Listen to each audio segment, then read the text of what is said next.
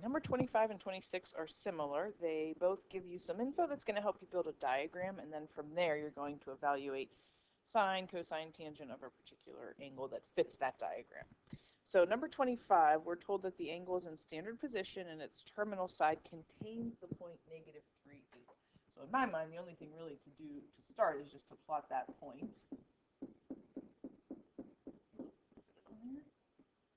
Okay, so here we are. We want the angle in standard position. So I'm going to connect. I'm going to connect that to the origin and create my little reference triangle. Always drop to the horizontal or go up to the horizontal if needed. And then I can label some of my sides here.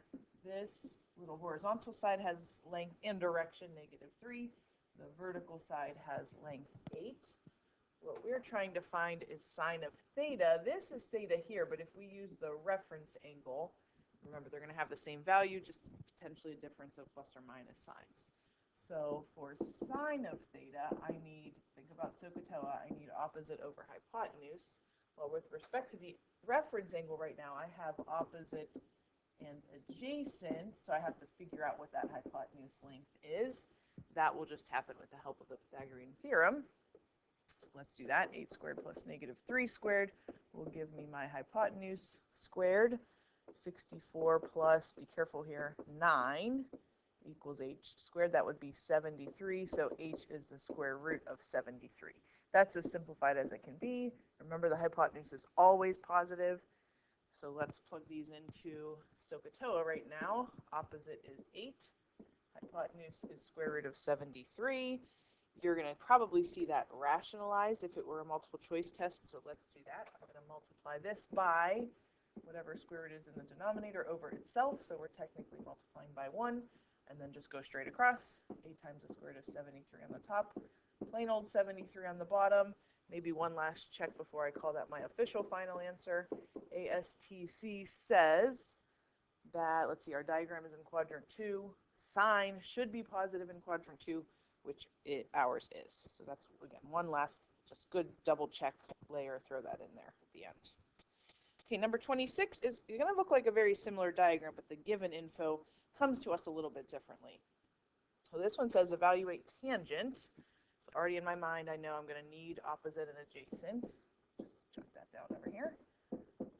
If secant of theta is -7/3 and the angle is in quadrant 2. So I've got some random angle here.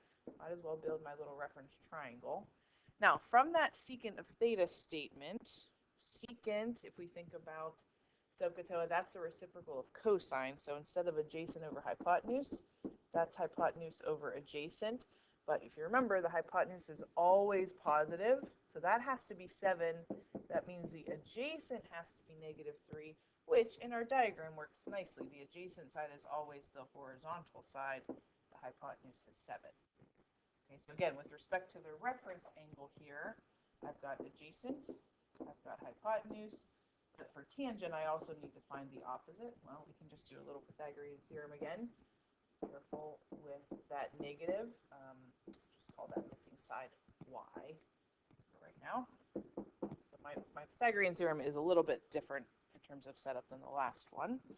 I've got 9 plus y squared equals 49. Y squared is 40, so y is the square root of 40.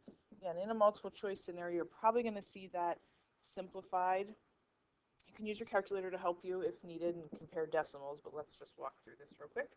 When you're simplifying square roots, we're going to break that number down into its factors, one of which has to be a perfect square, otherwise it can't be simplified. That then, square root of 4 is, well, just 2. Square root of 10 has factors, but not any perfect square factors, so we just leave it as 2 root 10. Okay, so that side here is positive. That fits, right, our direction that we're looking at, 2 root 10. Okay, so back up to tangent. Opposite over adjacent then would be 2 root 10 over -3. We probably want to throw that negative out the front. Just, that's the proper way to simplify it, but those are the same value. And again, quick check ASTC. We are in quadrant 2. Again, only sine should be positive. We're finding tangent should be negative. Good to go.